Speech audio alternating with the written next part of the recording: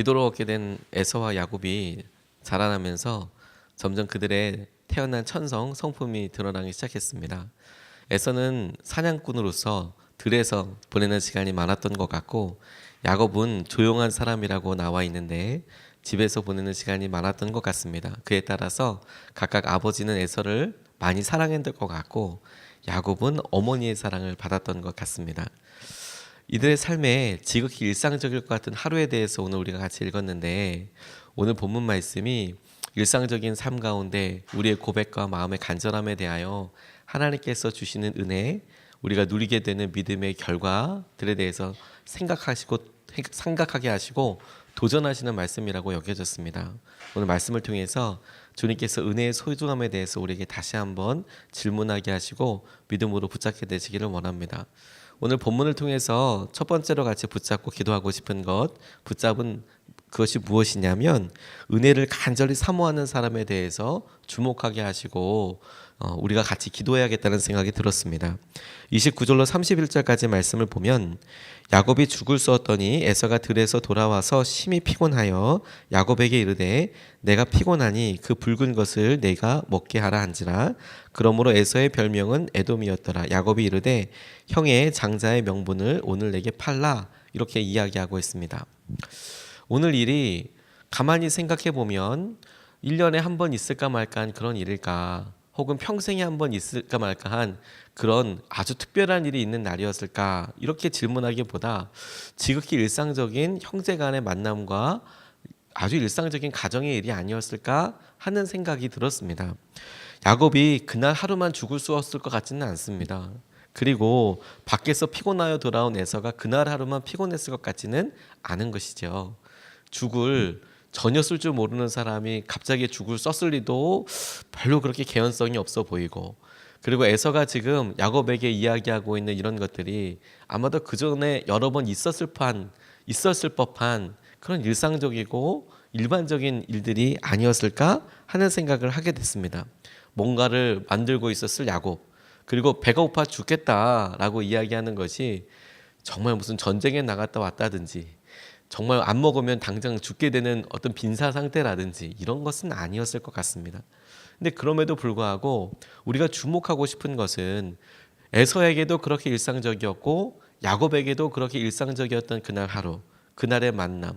그런데 그때 에서가 장난처럼 혹은 지나가는 말처럼 구하는 그 말에 야곱이 대답하고 있는 것은 정말 특별한 것이었다는 것이죠. 그가 원했던 것, 장자의 명분이었습니다. 맏아들의 권리에 대해서 내게 다오라고 이야기하고 있는 것이죠. 이것을 가만히 생각해 보면 이 장면이 정말 심각했을까라는 것도 다시 한번 질문해 보게 돼요. 쌍둥이로 태어난 두 사람이 어렸을 때 한두 번은 내가 형이다, 네가 형이다, 이렇게 이야기해 보지 않았을까? 일상적인 형제가 자랄 때 형 아우로 보내지만 누가 형이냐, 누가 아우냐, 이거 정말 서로 농담이라도 오고 갔을 만한 일이거든요. 심지어 물리적인 나이 차이가 1살, 2살 나더라도 그런 싸움들이 있거든요. 그런데 그런 일들이 오고 가고 있고 당연히 이런 일들이 있지 않을까 싶은 그 일이 성경에는 정확하게 기록돼서 그날 야곱과 에서가 장자의 명분을 그렇게 바꿨다, 팔았다라고 이야기할 만한 역사적인 일이 되는 것이죠. 일상적인 날에 너는 무엇을 구하느냐, 야곱에게는 그게 얼마나 간절한 것이었든지, 그 은혜가 얼마나 소유하고 싶은 것이었던지, 장자의 권리를 나한테 줘, 맏아들의 권리를 나한테 줘, 이 팥죽으로 팔아. 그게 과연 살 수 있을 만큼의 등가인지 같은 가치인지도 모르겠지만 그가 덜컥 그렇게 이야기하고 있는 것이죠. 이날의 거래는 이렇게 성사가 되었습니다. 저는 본문 말씀 묵상하면서 제일 먼저 저 밥 먹을 때 무슨 기도하는지 생각해 보게 됐어요. 내게 있어서 하루에 3번씩 기도하는 그 기도에 어떤 내용들이 등장할까 하는 생각을 해보게 되었습니다. 그리고 그것은 내게 정말 간절한 기도 제목일까 하는 생각이 들었어요. 왜? 일상에 툭 찔러서 무엇 원하냐라고 이야기할 때 그것입니다, 그거 내게 주십시오 라고 구하는 그 기도 제목이 그 사람의 간절한 형편과 하나님을 향한 갈망을 나타내고 있는 것이라고 그렇게 여겨졌기 때문이에요. 야곱이 지금 일상적인 이날에 장자의 명분을 나한테 팔어 라고 이야기하고 있는 것은 그가 얼마나 장자의 명분, 맏아들의 권리에 대해서 소원하고 있었던 건가. 그런데 그렇게 말이나 해보자 라고 말하고 구했던 것이 그날 정말 농담처럼 장난처럼 그의 소유가 되고 앞으로 그의 삶에 있어서 실제가 되는 것을 오늘 본문을 통해서 봤잖아요. 주님께서 우리에게 나타나셔서 뭘 해줄까? 네가 정말 간절히 원하는 게 무엇이냐? 라고 물을 때 다윗의 자손이여 라고 소리 질러서 네가 무엇을 해줄까? 라고 이렇게 이야기할 때 제가 눈을 뜨기 원합니다 라고 이야기했던 그런 시각장애인처럼 우리에게는 그런 간절함이 있는가? 그렇게 간절하게 기도하는 것들이 있는가? 하는 것이 하나님께서 정말 우리에게 도전하시는 것이라고 생각하게 되었어요. 어떤 분이 IMF 때 너무 힘들어서 대출을 받아야 하는데 은행마다 현금을 딱 묶고 있으니까 대출이 나올 리가 만무하더라는 거죠. 마지막 잔금을 치러야 이 모든 것들이 다 자신의 소유가 되는데 1차, 2차 잔금 잘 치르고 마지막 잔금 남았는데 그게 돈이 안 되는 겁니다. 돈이 모자란다고 어디서 뭐 100원, 뭐 1, 2만 원도 아니고 빌릴 수도 있는 그런 액수도 아닌데 힘들게 돌아다니고 있었죠. 평소라면 문제될 게 아니었는데 상황이 너무 경색이 되어서 너무 큰 어려움이 되더랍니다.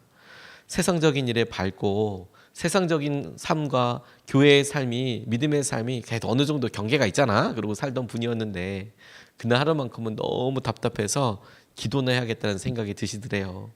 근데 그냥 그런 생각으로 무턱대고 교회에 왔더니 교회에 기도회가 있더래요. 와, 이건 나를 위한 기도회구나 싶어서 기도하는데 목사님께서도 가만 보니까 아유, 저분까지 이 시간에 기도 와서 이렇게 하는 거 보면 이 나라와 민족을 위해서 기도하는 이 기도회는 성공한 거다 이런 생각이 드셨대요. 그 기도회 시간은 IMF를 맞아서 힘들고 나라가 어렵고 걱정되고 그러니까 교회에서 작정 기도를 하고 있는 시간이었거든요. 그런데 이분이 무슨 기도를 하더라도 나라의 재정을 위해서, 뭐 가정을 위해서, 또 가장들을 위해서 이렇게 기도하는데 무슨 기도 제목을 이야기해도 자기는 정말 눈물을 펑펑 쏟으면서 대출 나오게 해달라고 기도가 되더래요. 대출 나오게 해달라고. 근데 그와 같은 사실을 목사님이 처음서부터 알았던 게 아니고 그 기도회가 끝나고 갑자기 며칠 있다가 전화가 왔더랍니다. 목사님 됐어요. 그래서 뭐가 됐냐고 물어보니까 대출이 됐다고. 그러면서 이야기와 전후 좌우를 듣고 나니까 이분이 그날 오셔서 무슨 기도를 하더라도 다 대출 나오게 해달라고 기도 그렇게 했더니 하나님께서 응답해 주셨더라. 그래서 알게 되셨다라는 거죠. 가만히 보면 하나님께서 우리에게 간절하게 기도하게 하실 때가 하나님을 만나게 해주시는 것이고 그것이 하나님께서 주시는 축복을 누리게 되게 하시는 때더라고요. 우리 교회가 장소가 없어서 예배 장소가 없어서 간절히 기도하게 되고 같이 모여서 교제할 수 있는 시간, 교제할 수 있는 김밥 한 줄 나눠 먹을 수 있는 공간이 없어서 안타깝게 새벽마다 기도했던 때를 생각해 보면 하나님께서 그런 간절함에 대하여 어떻게 찔러봐도 하나님 우리가 같이 예배하기 원합니다. 같이 밥 먹기 원합니다. 하나님 이게 뭐 엄청난 거라고 생각되지 않지만 정말 너무 간절합니다. 우리가 꼭 그렇게 같이 예배하고 싶습니다. 그런데 하나님께서 그런 간절함을 통해서 이렇게 응답해 주셨지 않습니까? 우리의 간절함과 은혜의 사모함에 대해서 하나님께서 질문하시고 하나님 이런 간절함을 우리에게 더하여 주십시오. 그리고 우리가 어려움이라고 고난이라고 생각하는 것에 대해서 믿음의 눈으로 다시 보고 하나님 간절함으로 주님 앞에 구하게 해주십시오. 은혜를 사모하게 해주십시오. 은혜가 우리 가운데 실제가 되게 하여 주십시오. 야곱에게 어느 날 있었던 일상의 기회처럼 하나님 우리의 삶에도 어느 날 다가올 일상의 기회처럼 그 은혜를 구하는 간절함과 그 은혜를 누리게 되는 축복이 있게 해달라고 우리가 첫 번째 이렇게 말씀으로 붙잡고 싶습니다. 두 번째로 같이 생각하고 마음에 새기고 싶은 것은 하나님께서 에서를 통하여서 우리에게 보여주시는 삶인데 허락된 은혜를 가볍게 여기는 사람도 있더라라는 것이죠. 허락된 이미 우리에게 주신 은혜와 기회에 대해서 가볍게 여기는 사람들이 있어요. 32절로 34절까지 말씀을 보니까 에서가 이르되 내가 죽게 되었으니 이 장자의 명분이 내게 무엇이 유익하리요. 야곱이 이르되 오늘 내게 맹세하라. 에서가 맹세하고 장자의 명분을 야곱에게 판지라. 야곱이 떡과 팥죽을 에서에게 주매 에서가 먹으며 마시고 일어나 갔으니 에서가 장자의 명분을 가볍게 여김이었더라 라고 이렇게 나와 있습니다.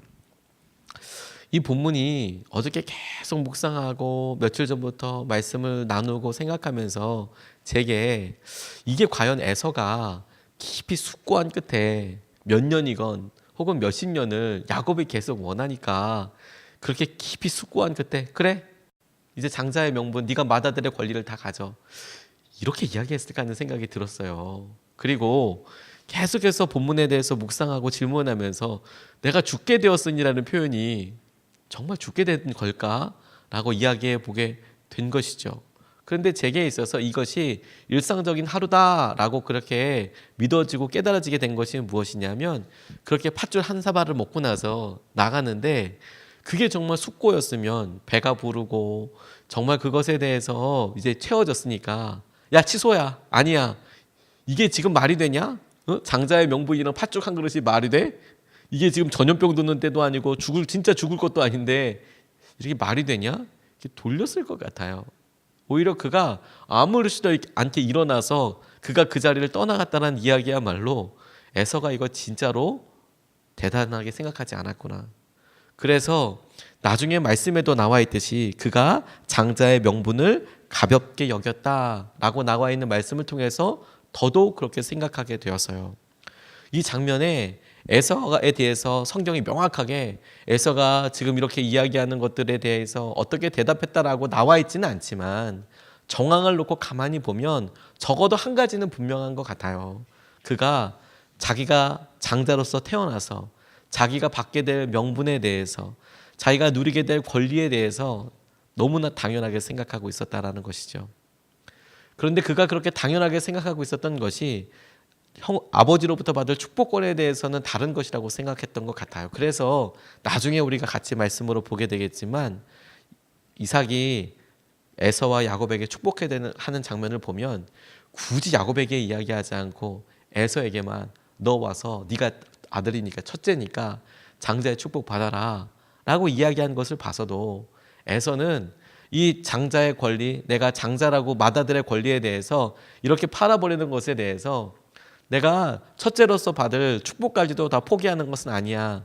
아버지로부터 받을 그런 권한까지도 다 완전 포기한 것은 아니야. 이렇게 생각했던 것 같아요. 그러니까 에서가 그때의 아버지의 말을 따라서 열심히 별미를 만들기 위해서 들로 사냥하러 다닌 것 아니었을까 싶습니다. 그의 마음에 당연하게 여겨진 장자의 권리가 나중에는 피눈물을 흘리면서 그거 없어진 것 놓고 마음에 아파서 슬피 울면서 기도하게 될 그런 제목이었다는 것에 우리가 주목해 볼 필요가 있어요. 우리가 주님께서 주신 은혜인데 에서가 먼저 태어나기 위해서 조금이라도 노력한 게 없었거든요.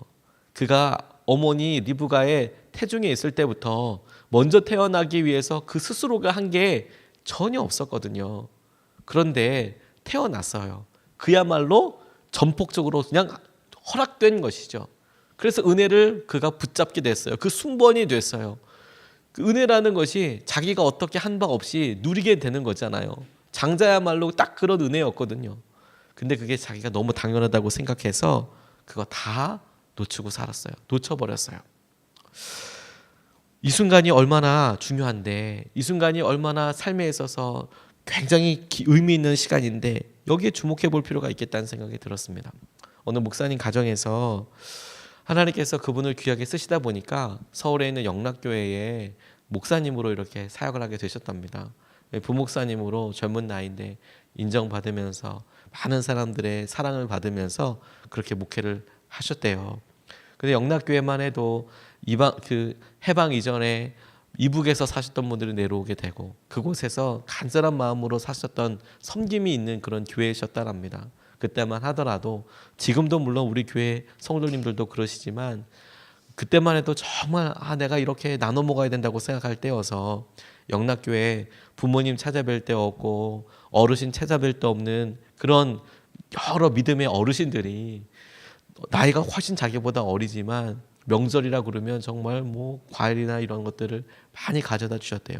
이 목사님네 집에도 추석이나 명절이 되면 막 사과나 이런 것들이 많이 들어왔답니다.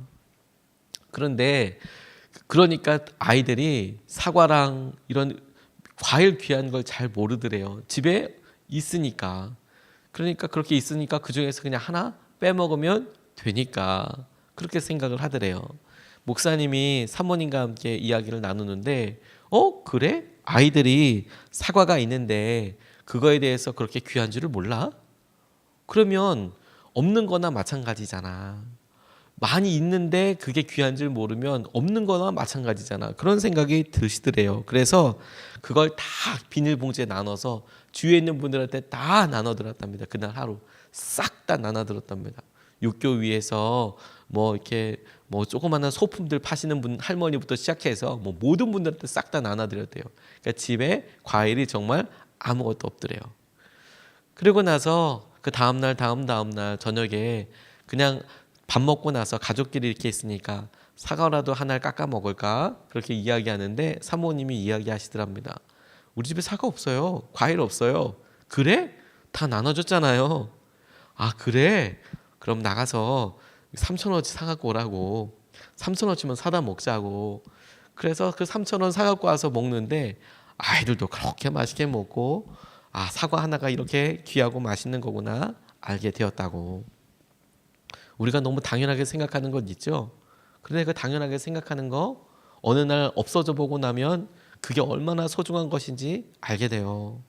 집 떠나면 고생이라고 말로 이야기하지 않습니까? 그래서 어른들이 집 떠나는 거 별로 좋아하지 않습니다. 애들은 너무 좋아하죠. 어른들은 집 떠날 때 잠깐 30분 좋잖아요. 집을 나가는구나. 그런데 막상 돌아다니고 나면 너무 고생스러운 게 많죠. 당연히 있었던 은혜가 사라진다는 게 이제 경험으로 알게 되죠. 근데 여러분 우리가 하나님께서 우리에게 주신 당연하다고 생각하는 부부관계와 당연하다고 생각하는 우리들의 자녀들과 지금은 당연하다고 생각하는 우리의 직장들과 우리의 관계들과 당연하다고 생각하는 우리의 교회와 믿음 생활과 이 시간이 어느 날 우리가 그때 정말 잘했어야 할 걸 그때 그런 기회가 있었는데 너무 쉽게 버려버렸네 붙잡지 못했네 너무 아쉬운 순간이 될 수도 있겠다라고 에서의 모습을 통해서 깨달아지더라고요. 일상적인 하루에 그가 놓아버렸던 그 장자의 권리가 나중에 아버지 이삭으로부터 축복의 기도까지 못 받게 되는 물론 정당한 방법은 아니었지만 그 안타까운 순간에 제일 먼저 그 에서가 생각했던 사건이 오늘의 이 사건이었거든요. 이런 날이 없으리라고 누가 이야기할 수 있겠어요. 은혜를 붙잡는 것이 너무 중요한 거구나.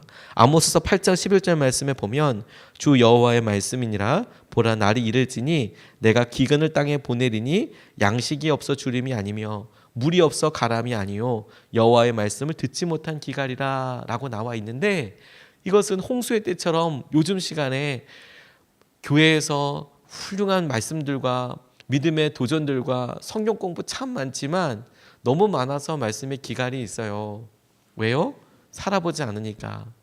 왜요? 언제든지 핸드폰이나 인터넷 통해 보면 우리가 좋아하는 목사님들 말씀 들을 수 있으니까. 홍수니까 언제라도 들어야 된다는 그 생각이 정작 오늘 하루를 일주일을 붙잡고 살아야 될 말씀 하나 붙잡고 결단하는 것도 하지 않게 만들어요. 그러니 여러분 우리가 이 새벽에 이 시간이 하나님께서 우리에게 주는 얼마나 놀라운 말씀인지 기회인지 모릅니다. 히브리서 4장 2절 말씀에 그들과 같이 우리도 복음 전함을 받은 자이나 들은 바 그 말씀이 우리에게 유익하지 못한 것은 듣는 자가 믿음과 결부시키지 아니하기 때문에 듣는 사람이 믿음과 결부시키지 않기 때문에 에서가 자기가 갖고 있던 당연히 누리고 있던 은혜를 자신이 마땅히 누려야 될 믿음과 감사와 결부시키지 않았기 때문에 그가 이런 거 확 쓰러져 가버리는 그런 날을 맞게 되는 것이지요. 고민해 봤어요. 어떻게 하나님께서 주시는 은혜를 우리가 오늘 에서처럼 놓치지 않고 누리면서 살 수 있을까? 주님께서 그것이 우리 입술에 우리의 마음에 남을 수 있는 그런 방법을 이미 알려주셨더라고요. 은혜를 소중하게 누릴 수 있는 방법 입술로 감사해 보는 겁니다. 당연한 관계들에 대해서 감사합니다. 하나님, 오늘 눈이 와서도 너무 감사하고, 하나님 차를 주셔도 너무 감사하고, 차 바꾸게 해주세요 기도해서 차 주셔서 너무 감사하고, 우리 자녀들이, 하나님 배우자가, 우리의 직장이, 우리가 불평이라고 생각했던 것들을 하나님의 은혜로 우리가 붙잡고 감사합니다 주님. 그러면 오늘 하나님께서 야곱의 간절함을 들어주셨던 그 간절함이 우리가 은혜로 마땅히 누리고 있는 우리의 삶에도 동일한 간절함과 누림과 축복과 메아리가 되어서 우리의 삶을 붙잡아 주시고 채워 주실 줄로 믿습니다. 오늘 우리가 말씀 붙잡고 같이 기도하고 싶습니다. 두 말씀을 나눴습니다. 야곱의 말씀을 통해서 일상에 평범하게 툭 찔러보는 그런 은혜, 뭐 원하냐라는 말에도 하나님의 간절함과 주님의 은혜가 묻어나오게 해 주십시오. 그런 간절함이 우리 가운데 있게 해 주십시오. 에서처럼 아버지, 믿음을 은혜로 주신 것들을 그냥 다 흘려보내지 않고 우리가 소홀히 여기지 않고 소중하게 여기면서 오늘 하루 감사를 하나님께 올려드리게 하여 주십시오. 이렇게 두 말씀을 나눴는데 두 번 나눠서 기도하겠습니다. 첫 번째 이렇게 기도하겠습니다. 은혜를 간절히 사모하는 사람이 되게 해달라고 기도하겠습니다. 많은 사람들이 듣고 있습니다. 그런데 하나님, 이런 간절함 우리에게 더하여 주십시오. 우리에게 없는 것들, 우리에게 필요하지만 구하지 않았던 것들을 하나님 간절하게 구하게 하여 주시고 은혜를 간절히 사모하여 그것을 누리는 하루가 되게 하여 주십시오. 우리의 일상 가운데 주님께서 역사하시고 말씀하시는 것들을 놀랍게 보는 하루가 되게 하여 주십시오. 우리 같이 먼저 기도하시겠습니다. 아버지 하나님 감사합니다. 하나님께서 우리 가운데 은혜를 주시는 분인 것을 우리가 믿습니다.